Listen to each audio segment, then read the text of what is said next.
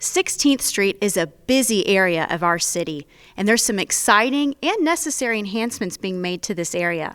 I'm joined today with our expert, Director of Public Works, Mr. Paul Trombino, who's going to give us an inside look at these necessary and exciting updates that are going to be made here soon.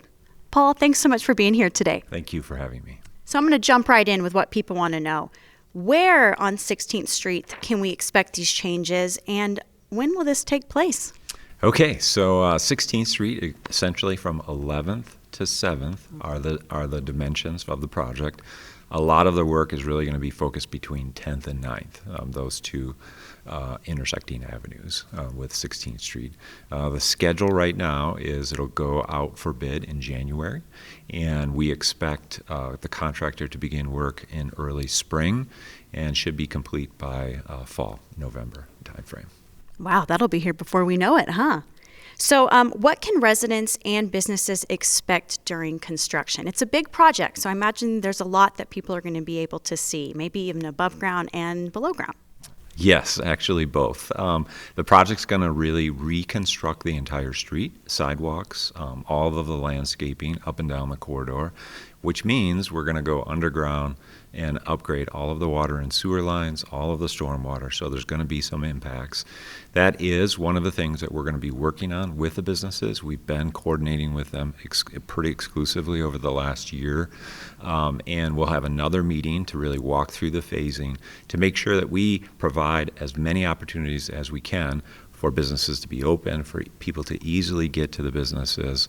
There's lots of great businesses on the corridor, and we want to make sure we take care of that, but also construct it in a fashion that gets it done, gets out of the way, and lets the businesses and the community really go forward. Okay, fabulous. And you said you're going to be doing some work with stormwater. Is this a collaborative project, it sounds like, with other departments of the city?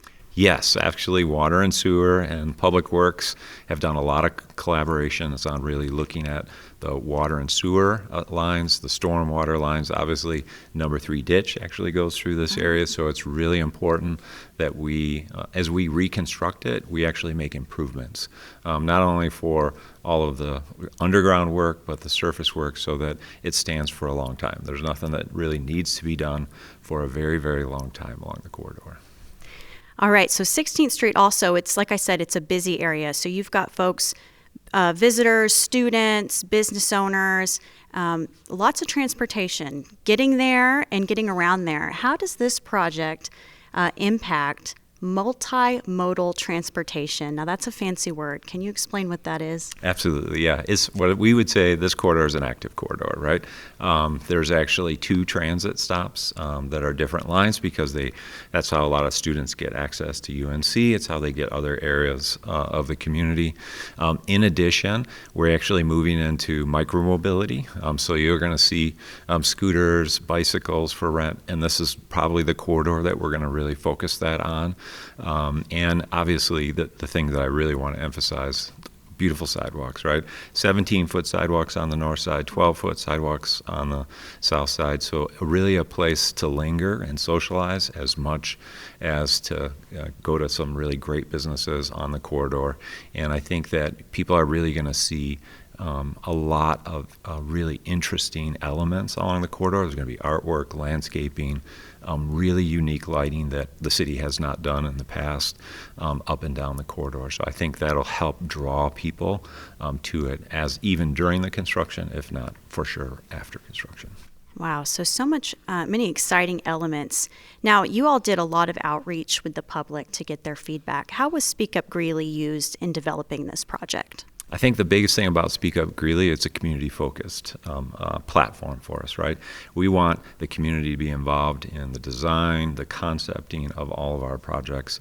It allowed us that platform because this is a community, it's a community space. Everybody goes to 16th Street for great coffee, for great baked goods, all types of really great things along the corridor. And so, but we also did a lot of public outreach. So we've had meetings with businesses on the corridor, with broader public. We have some at Funplex. We've had them along the corridor. We've had them at Margie's, at John Galt, and had hosted us also. So we've gotten a lot of really good input on the project overall, and we really think overall, the businesses, and I think the community is very excited to see it because it's going to really transform the corridor and really make it a great people space as well as a great place to go to. Paul, this sounds like an amazing project for the city. How can something like this project, transcend to other projects across the city? Yeah, I say this often. I think it's a great demonstration project for us. We've had such great community input about what they wanted to see on the corridor. A lot of cafe style, outdoor seating, really great landscaping. And one of the things we've really focused on is lighting. And so a lot of pedestrian level lighting that doesn't provide glare, but it's really focused.